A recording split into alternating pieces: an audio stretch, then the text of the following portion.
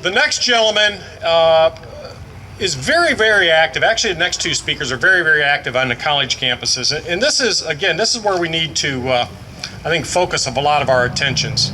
And I know the organizations, the Young Americans for Liberty, have been very, very active. They're a nonpartisan group, but they're very, very active in promoting conservative values, promoting conservative ideas. The next gentleman is Eric Dailey. He is the current president of the Young Americans for Liberty chapter at the University of Toledo. He's currently a junior, business major, and politics, I believe. Eric, come on up and give us a couple minutes.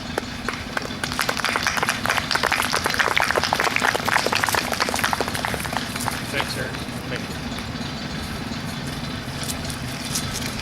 Thank you to the great folks at the Northwest Ohio Conservative Coalition for having me and giving me the opportunity to speak today. My name is Eric Dailey, and I'm the chapter president of Young Americans for Liberty at the University of Toledo. When Ron Johns asked me to speak today at the Tax Day rally, I had to think to myself, how am I going to get my message to resonate with people? After thinking about it for a while, I realized that there's ultimately two ways to live your life. The first way is to live a life that you want to and to have the liberty to make your own decisions and accept the repercussions of those decisions, whether good or bad. The second way is to rely on the government to provide everything for you through handouts at the taxpayer's expense. This brings me to my next question of how big do you want government to be and what role should government play in your life? 1913 was a pivotal year in shaping the way our country is today. President Woodrow Wilson enacted the Revenue Act of 1913, which reinstated the federal income tax, and he also established the Federal Reserve. That same year, President Wilson also ratified the 16th Amendment, which gave Congress the power to lay and collect taxes on income. With 102 years passing, our country is now over $18 trillion in debt. This is an astronomical number that probably has our founding fathers rolling in their graves. They never intended or imagined for the federal government to grow so large and powerful.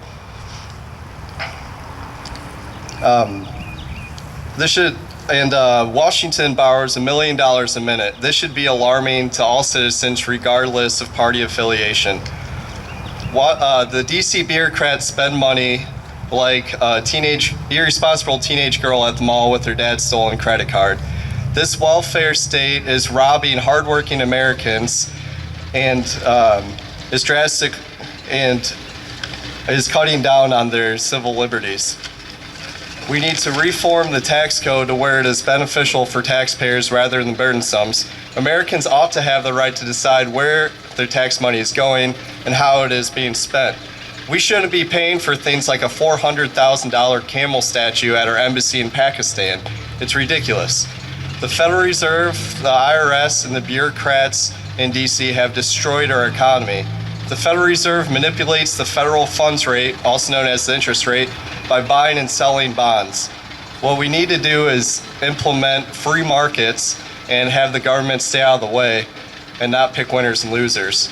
Consumers should be citing winners and losers, not bureaucrats in DC.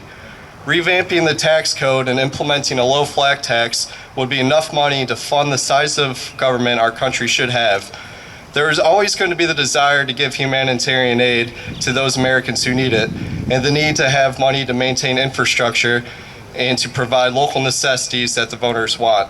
Implementing a sound currency with the low flat tax and humanitarian aid through donations of citizens, businesses, and nonprofits would be much more beneficial for our economy and taxpayers. I say enough is enough. It's time to stop the lunacy and sophomoric ways of our government. It is time to give liberty and economic freedom a try. Thank you very much. God bless America.